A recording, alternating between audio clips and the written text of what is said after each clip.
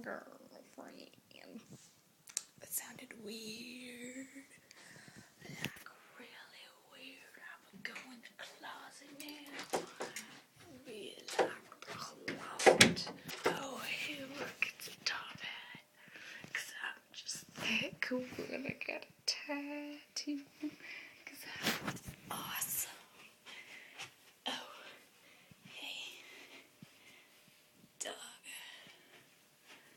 Let me see. There's a wallet and some stuff and a giant 5'9" or 5'3" teddy bear. Yeah, I got it while I was in the hospital. Ooh, that's what I can make this about. I can make this about my knee. When I hurt my knee. Okay, so like in the summer, I was over at my aunt's house because my mom had just got married, so she was like, stay at her honeymoon thing. I was living in Philadelphia for the summer, right? So I was staying with my auntie, and like me and my little cousin, she's little. Well, we was on the trampoline. They has like 2 trampolines, but like it was hot outside, so we put a sprinkler under them, and we were like doing this little mini Olympics thing, and like I was flipping back and forth between the trampolines, but like I was at camp the week before, and my friend Eric, was Eric? No, it wasn't Eric. It was John. Yeah, my friend John, yeah, he tripped me, so I hurt my ankle, and it got all swollen and everything, and I couldn't walk, and I had to use crutches, so I couldn't really do anything else for the rest of camp, but camp was still fun. I should make another video about camp, but anyways, girl, it hurt, but like, right, so my ankle wasn't all healed because it was like a couple days before, so my ankle wasn't completely healed yet, so it's like flipping back and forth between wet trampolines, and I guess I just landed wrong, and I dislocated my knee and tore my ACL, my PCL, and my meniscus, and tore just about everything in my knee, so I had to have surgery. But like, I laid on that trampoline for 5 hours before I got airlifted. 5 hours. And on top of that, my brother kept bouncing the springs of the trampoline, and Vika, my cousin, was all like, don't do that, it hurts her, and he was all like, shut up, Vika, I'll do what I want, and then he did it some more, and I was like, ow, and I was screaming in pain for 5 hours, and then I finally got airlifted, and there were I hate heights, but the helicopter people were really nice, and I had so much pain medication in me by then, that I was just like, I'm in the clouds. You know, it didn't really hurt, and I was just like, look at the pretty clouds. I had a little bit too much pain medication. I was like, oh, clouds, I want to touch them. I actually did touch the window, but we finally got there, and then I went in, and I was half on the backboard because they couldn't really get me on it correctly because it hurt every time they moved me.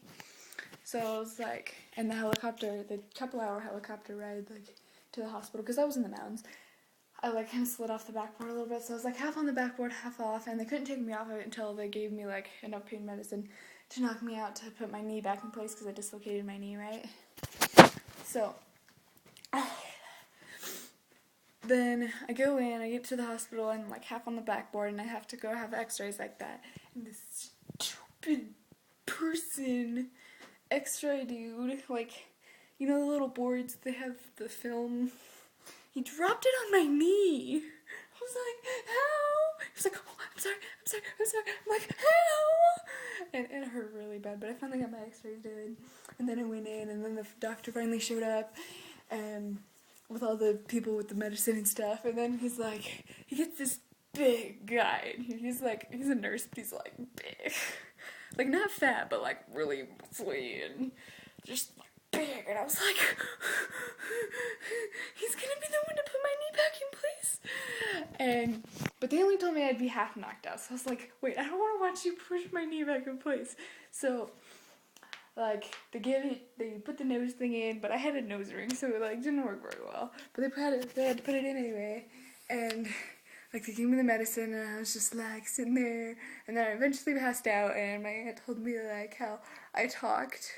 I don't know what I said, but I guess I was mumbling while they were doing it, and like so the doctor guy starts poking me to make sure I'm knocked out, and eventually they're like, I wake up like hours later, I'm like, I have to pee. And they were like, oh, we were wondering when you'd have to pee. So yeah, I'm not gonna go into how I have to pee, but.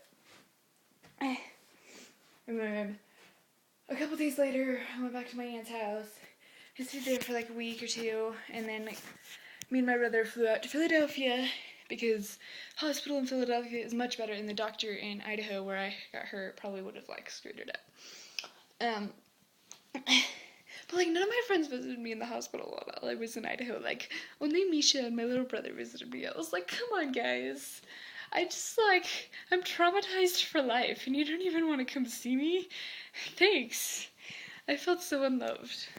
Like, I mean, I understand why some people couldn't, because, like, one of my friends was in Washington, and another was in, like, some other state on vacation or something. But, like, there were plenty of people still there that could have come see me. But they were like, no. Okay, anyways, this is going to be a, like, really long video. Anyways, I flew out to Idaho, and then eventually had my surgery, which was pain. Because, like, okay, so I, like, after I came out of surgery, like, I couldn't feel my leg, because there was, like, this, nerve block thing in, right? God, it was a bitch to pee. But, anyways, the hospital food there was actually pretty good, because it's, like, one of the best hospitals in America.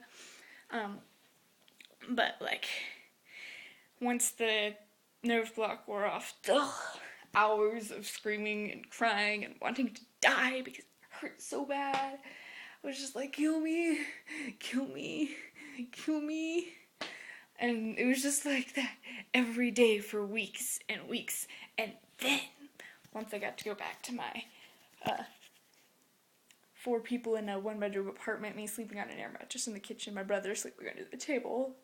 Yeah, that worked well. I had to start therapy, physical therapy. Oh, that was a bitch. Because, like, the day I left the hospital, they had to, like, work on bending my ankle, because since I hadn't been able to move it, I couldn't bend my ankle. So, like, the day I left the hospital, like, because I wasn't in enough pain, they start bending my foot back until I'm literally screaming, and then they still don't stop. And then they finally stop, and they're like, yeah, you need to work on bending this every day. And I was like, but eventually I did it. Like, doing it on my own didn't hurt so bad, because I did it slowly. I didn't just keep going when it kept hurt. No, they're like, oh, let's just keep going. I'm like, stop it. It was very painful. Anyways, though. So then I started physical therapy, and, like, because the doctor people didn't do it right, and the chick, like, before I could leave the hospital, I had to be able to walk down the hall with my brace unlocked. Yeah, I wasn't supposed to do that. Like, when I started therapy, my physical therapist was like, no, you're supposed to keep it locked the whole time until you started physical therapy, because I couldn't bend my knee completely, because I couldn't have my knee at 0 degrees because of that. And it took weeks of pushing my knee down and screaming in pain. And then, to reactivate my muscles so I could walk, they had to put this electricity thing on me, and it was like, oh, it hurt so bad. But I had, like, the awesomest physical therapist. She sent me lollipops after I left. They were tasty. I sat in my closet watching Glee, eating them.